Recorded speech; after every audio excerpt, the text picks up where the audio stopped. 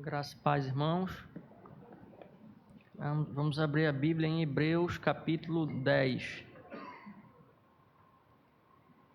Nós vamos continuar a nossa peregrinação na carta aos Hebreus. Hebreus, capítulo 10, do 26 ao 31.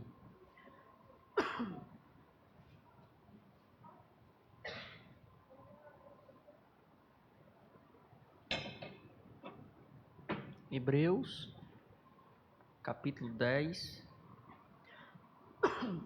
do 26 ao 31. Porque, se vivermos deliberadamente em pecado, depois de termos recebido o pleno conhecimento da verdade, já não resta sacrifício pelos pecados. Pelo contrário, certa expectação horrível de juízo e fogo vingador prestes a consumir os adversários. Sem misericórdia morre pelo depoimento de 2 ou 3 testemunhas quem tiver rejeitado a lei de Moisés. De quanto mais severo castigo julgais vós, será considerado digno aquele que calcou aos pés o Filho de Deus e profanou o sangue da aliança com o qual foi santificado e ultrajou o Espírito da graça. Ora, nós conhecemos aquele que disse: a mim pertence a vingança, eu retribuirei, e outra vez o Senhor julgará o seu povo. Horrível coisa é cair nas mãos do Deus vivo. Pedir que o nosso irmão Guilherme, ele eleve a Deus uma palavra de oração.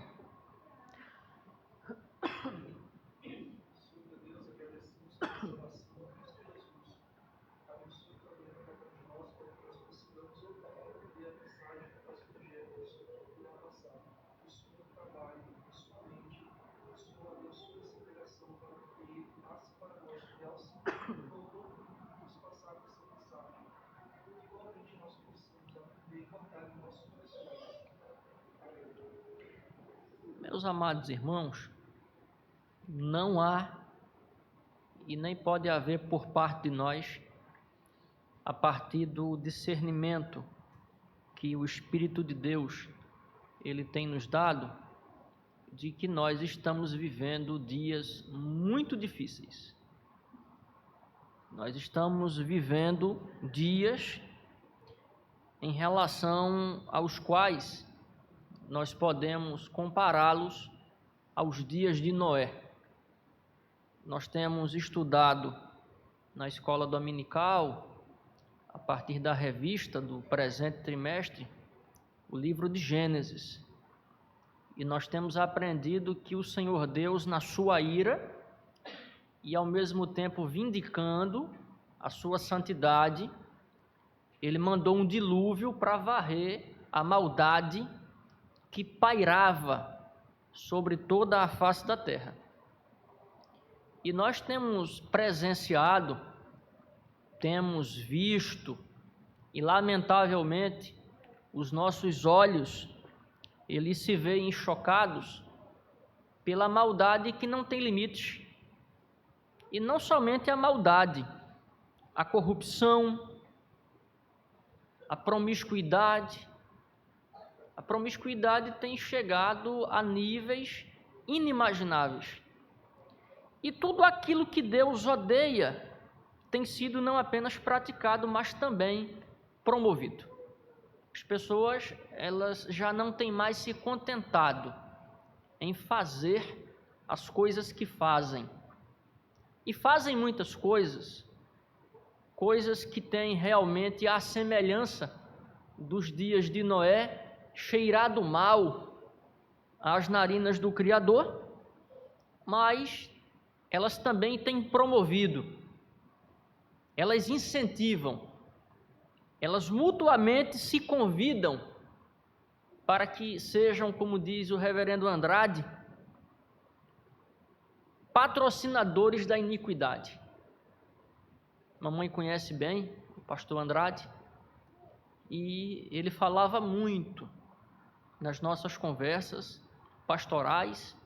Ele já é um pastor que é pastor há quase 30 anos.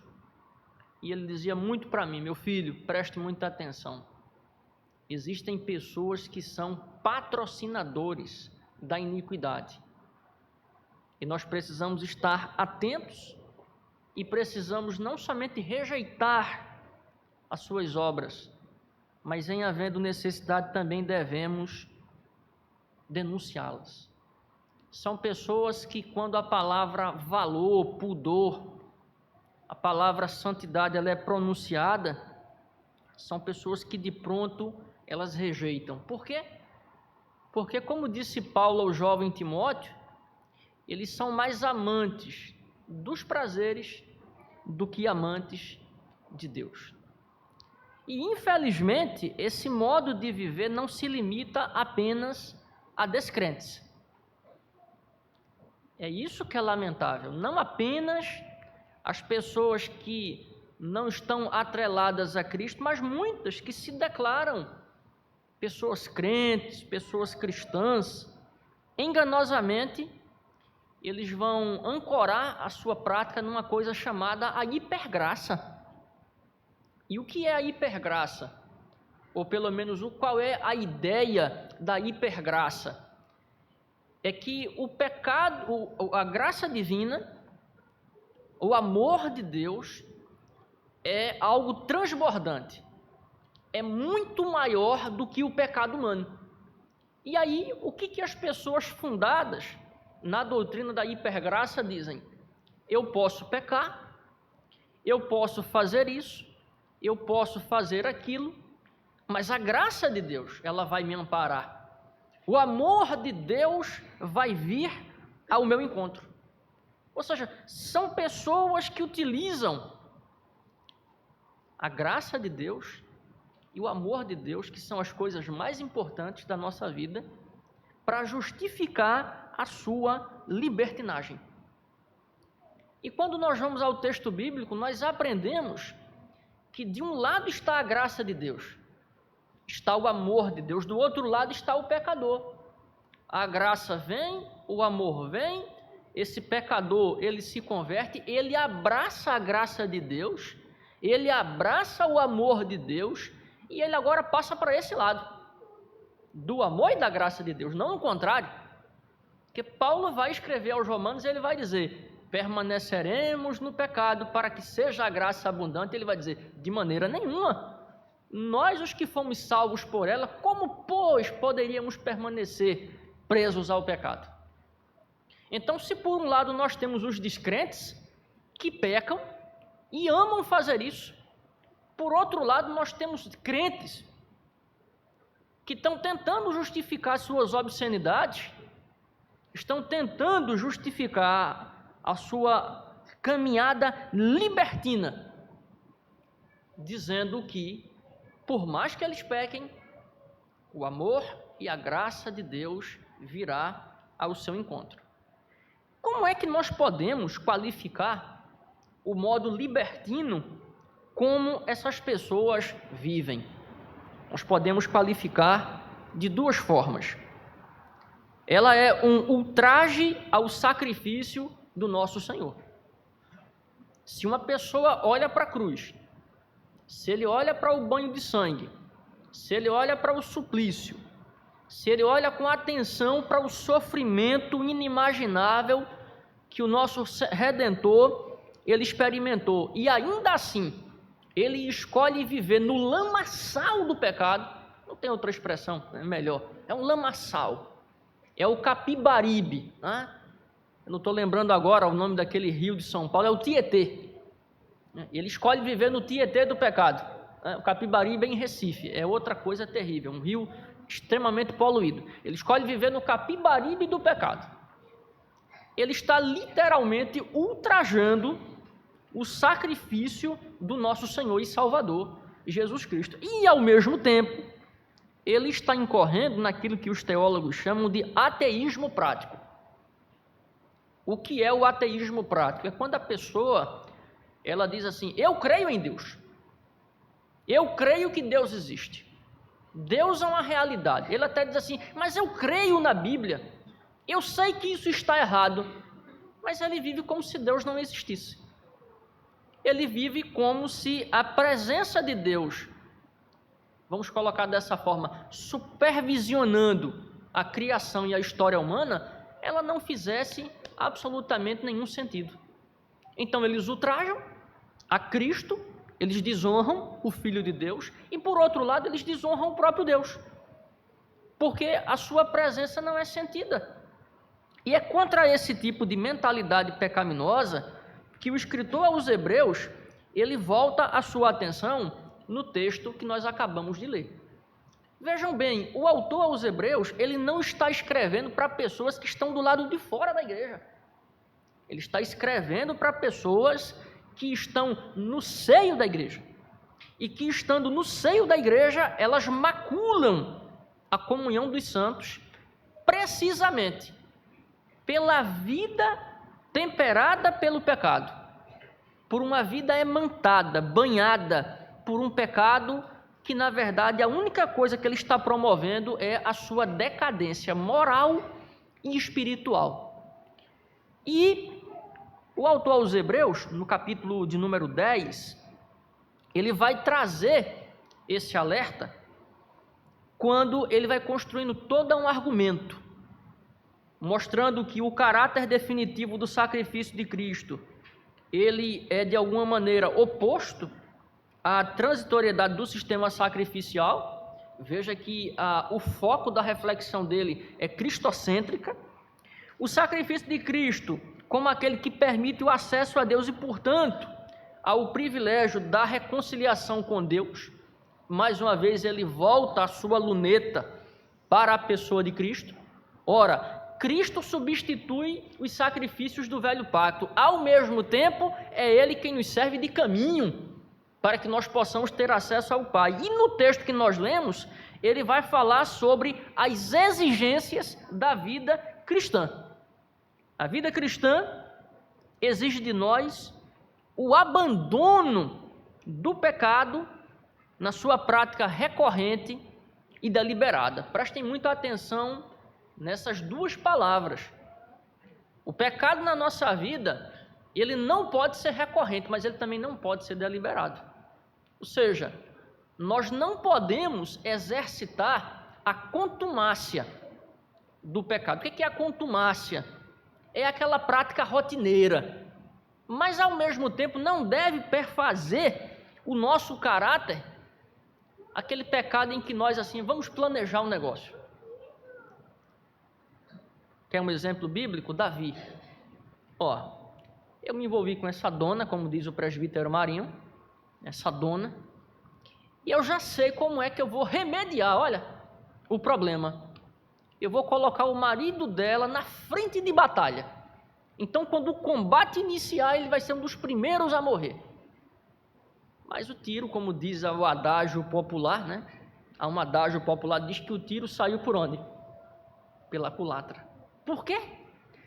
Porque o Deus Todo-Poderoso, ele viu e de maneira amorável, ele enviou o profeta Natã, graças a Deus, para corrigir o rei Davi, para chamá-lo ao arrependimento. O autor da carta aos Hebreus é enfático.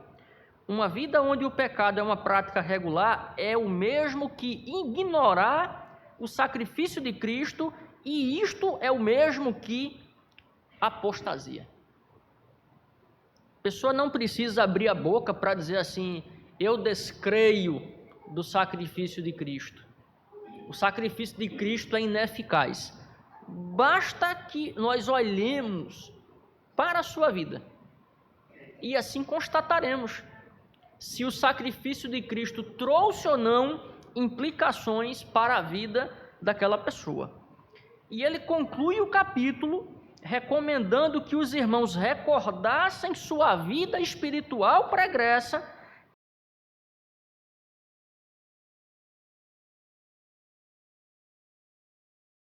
do Senhor. Por isso, irmãos, eu quero meditar com os irmãos sobre esse alerta que o autor da carta aos Hebreus ele faz. E quero meditar com os irmãos sobre o seguinte tema: o pecado deliberado e suas consequências. Primeira coisa que o autor da carta aos Hebreus, ele vai dizer em relação ao pecado deliberado e as suas consequências, é que não resta sacrifício para o pecado deliberado, ou seja, para o pecador que peca de maneira deliberada. Veja o que diz o versículo 26, Hebreus, capítulo 10, versículo 26. Veja, por quê? E depois os irmãos vão entender por que o autor da carta aos Hebreus inicia usando o porquê.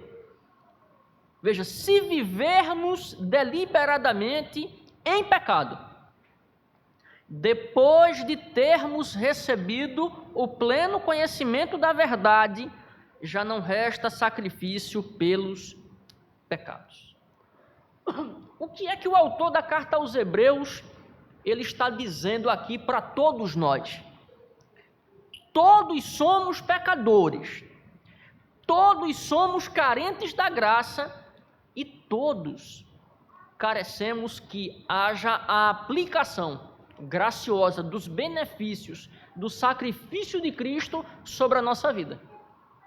Mas se o pecado ele é premeditado, planejado, arquitetado, bolado, ele está dizendo aqui, já não resta sacrifício. Porque se os irmãos me permitem usar dessa expressão, é tratar Cristo como um palhaço.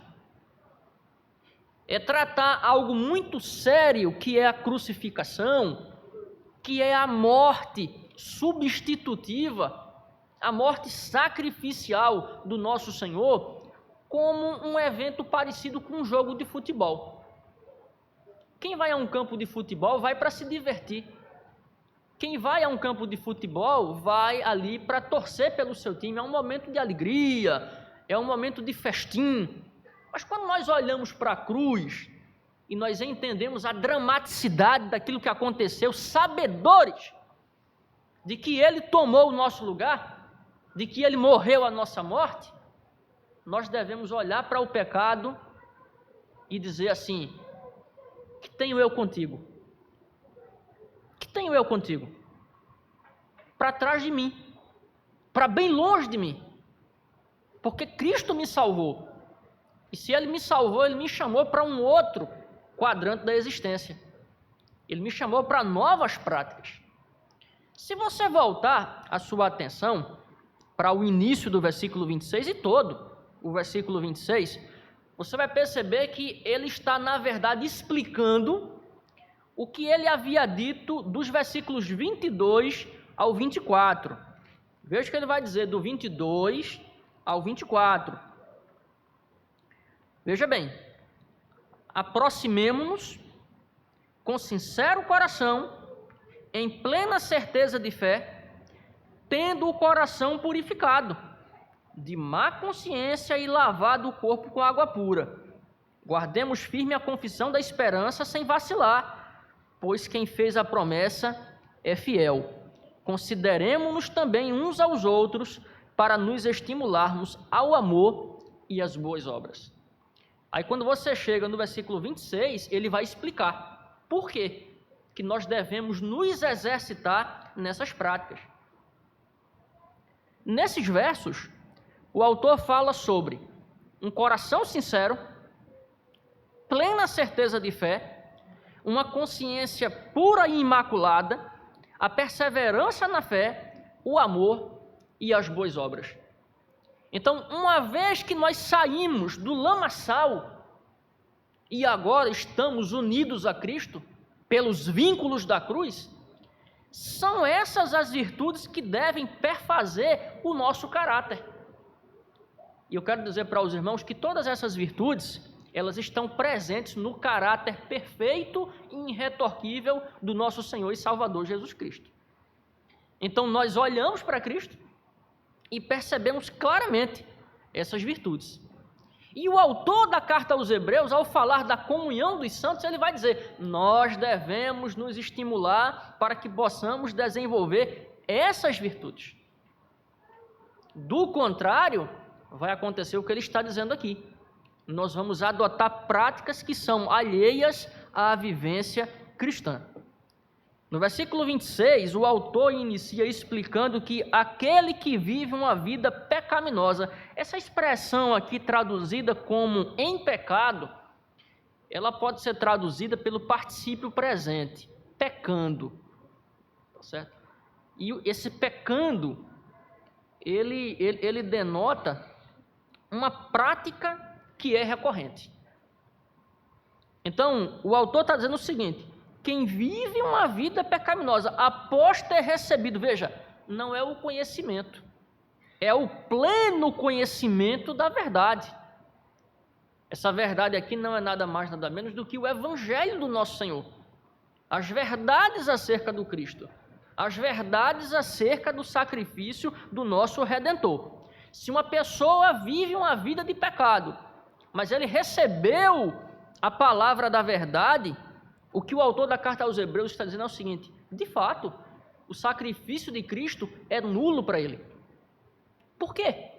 Porque ele não reconhece Cristo como seu Salvador, ele não reconhece Cristo como seu Redentor, ele não declara por meio das suas obras que ele necessita de Cristo.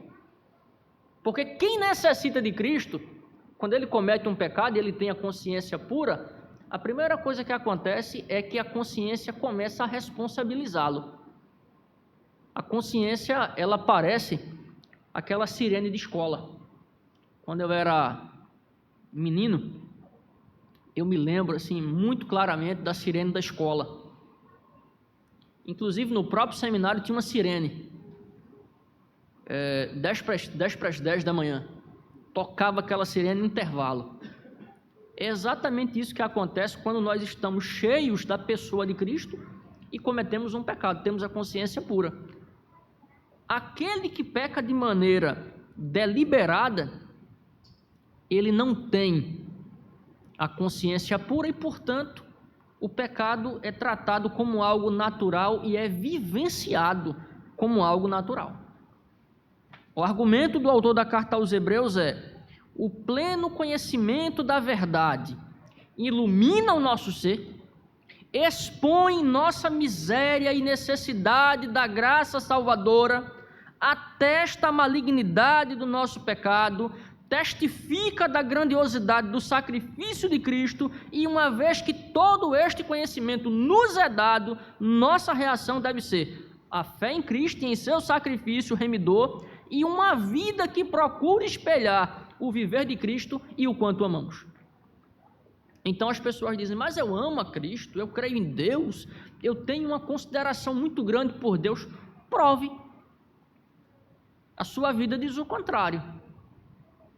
A sua vida caminha em oposição àquilo que parece sinalizar consideração, respeito, reverência, amor pela obra de Cristo.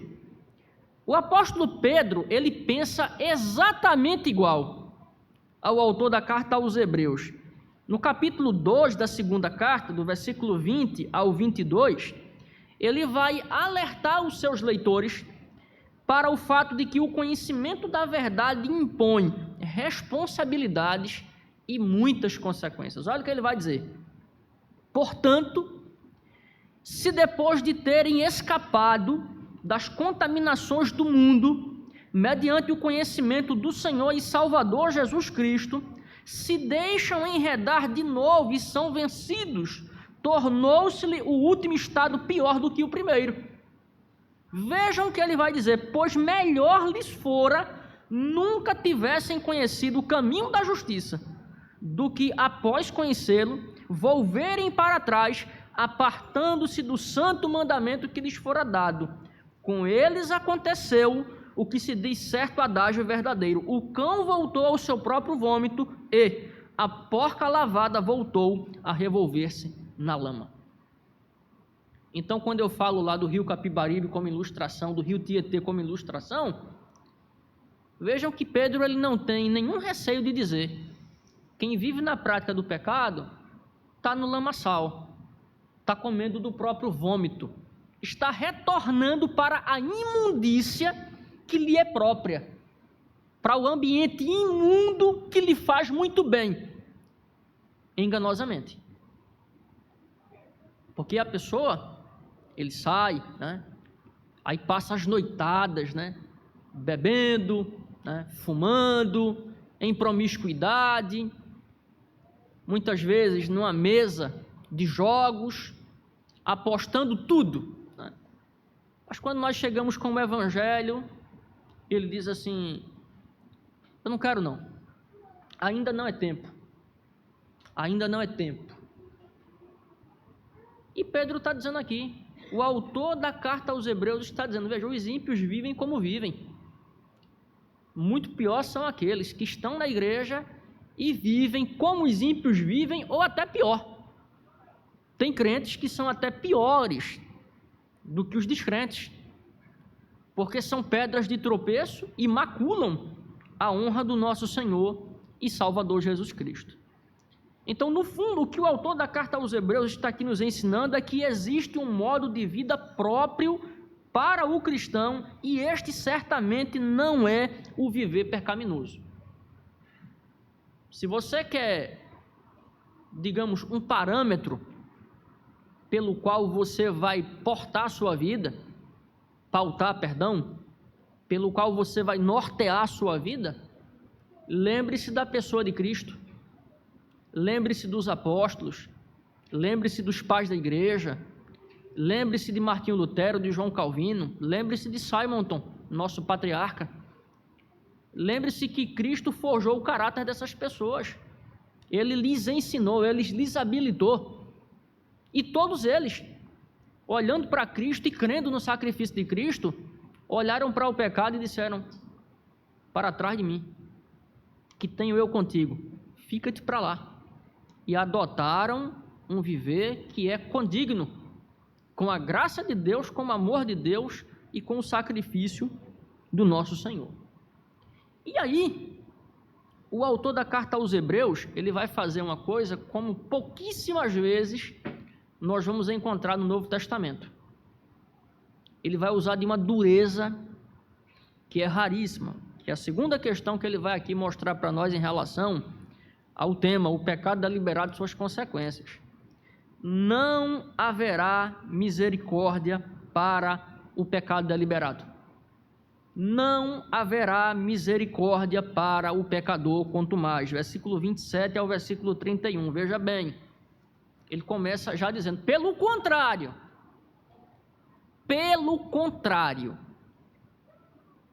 certa expectação horrível de juízo e fogo, vingador, prestes a consumir os adversários.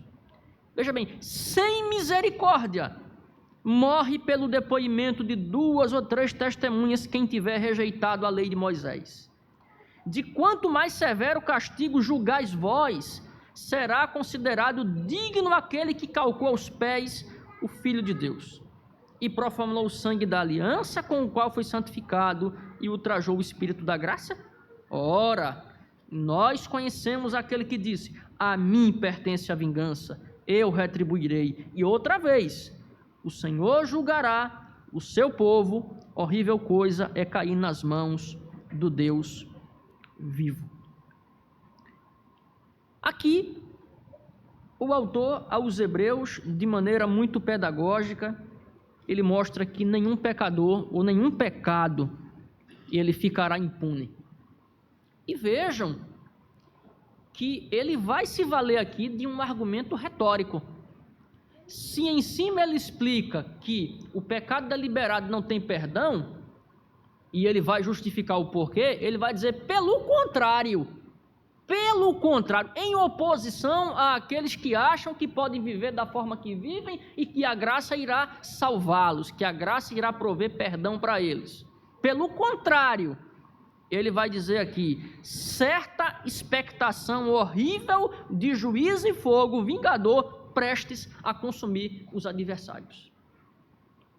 Eu não sei se os irmãos vão de lembrar quando os 3 jovens eles foram interpelados pelo rei, e eles disseram: olha, rei, Se o Senhor quiser nos lançar na fornalha de fogo, o Senhor pode nos lançar, mas nós não vamos, de maneira alguma, ultrajar a glória do nosso Deus. E o texto diz uma coisa interessante. O rei mandou que a fornalha fosse aquecida quantas vezes mais? 7 vezes mais. Eu pergunto para os irmãos, quem morreu ao acender e ao alimentar as chamas daquela fornalha? Os inimigos da fé. Os inimigos da fé, os subalternos do rei, eles mesmos, ao irem aquecer aquela fornalha, morreram consumidos pelas chamas. E o texto bíblico diz que os 3 jovens foram lançados, e quando foram lançados, um como que filho do homem, estava passeando com eles dentro do fogo e os livrou. Aqui é exatamente o contrário. Aqui é o contrário. Aqui diz que de maneira expectativa, né, um horrível juízo de fogo vingador, ele será desferido contra os adversários, né? O autor da carta, ele argumenta que a gravidade do pecado deliberado receberá em contrapartida a mão, o peso da mão do Senhor. Ele usa aqui juízo e fogo vingador. Fogo vingador significa purificação. Se você ler Malaquias, no capítulo 4, o Senhor disse que ele destruiria os ímpios de sorte que não lhes restaria nem rama e nem ramo. E ele vai dizer mais, que o fogo do Senhor haveria de consumi-los. A ausência de misericórdia, se você voltar para Deuteronômio, capítulo 17, o versículo 6, ele vai dizer que pelo testemunho de 2 ou 3 pessoas, alguém poderia ser sentenciado à morte. E usa a expressão aqui, castigo severo. A pergunta é, a quem palavras tão duras? Porque são palavras muito duras, irmão Wallace. Olha só, fogo consumidor, castigo, juízo, ausência de misericórdia, é muito severo. E ele mesmo vai responder: aquele que calcou aos pés o Filho de Deus e profanou o sangue da aliança com o qual foi santificado e ultrajou o Espírito da graça. Por que ele apela para Moisés? Por uma razão muito simples. Ele vai fazer uma pergunta com relação à lei de Moisés e ele vai fazer uma segunda pergunta com relação ao sacrifício de Cristo. Ou seja, esses aqui que ele está qualificando como pessoas que literalmente pisaram aos pés o Filho de Deus, o pecado deles é muito pior do que aqueles que transgrediram a lei de Moisés. Olha o que o texto vai dizer aqui. Sem misericórdia, veja, morre pelo depoimento de 2 ou 3 testemunhas quem tiver rejeitado a lei de Moisés. Então vejam, naquele período do velho pacto, rejeitar a lei de Moisés, desconsiderar a lei de Moisés, descumpri-la, não levá-la em conta, era algo considerado muito sério, e muitas vezes a pessoa era punida com a morte.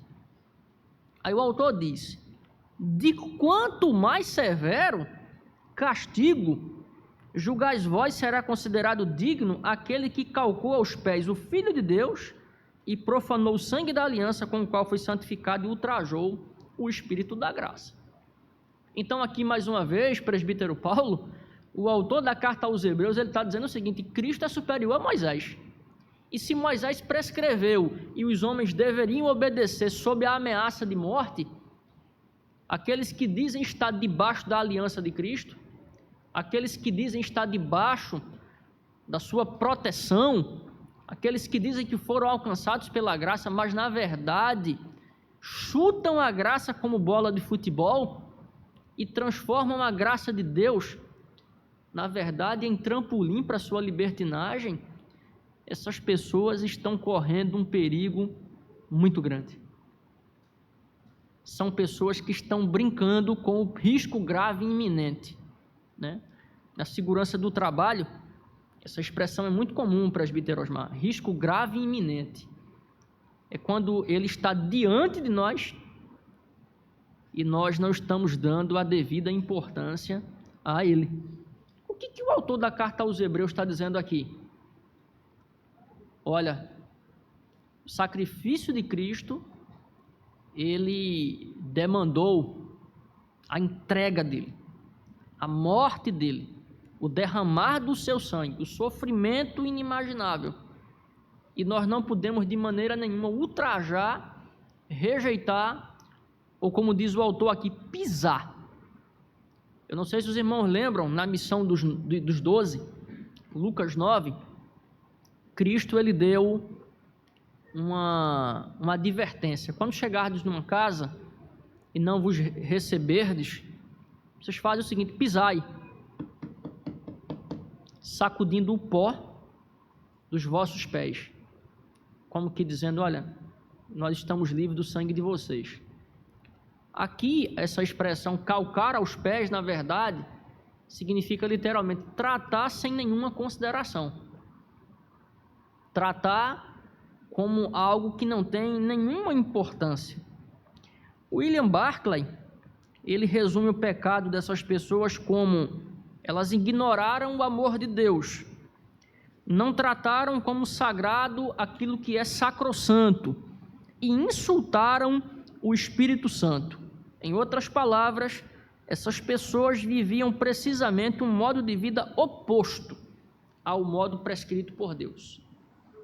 Ou seja, aqui e acolá, nós vamos nos deparar com pessoas que elas se vestem como crente, elas falam como crente, elas andam como crente, mas elas começam depois a caminhar por veredas que a gente começa a desconhecer. O que aconteceu com essa pessoa?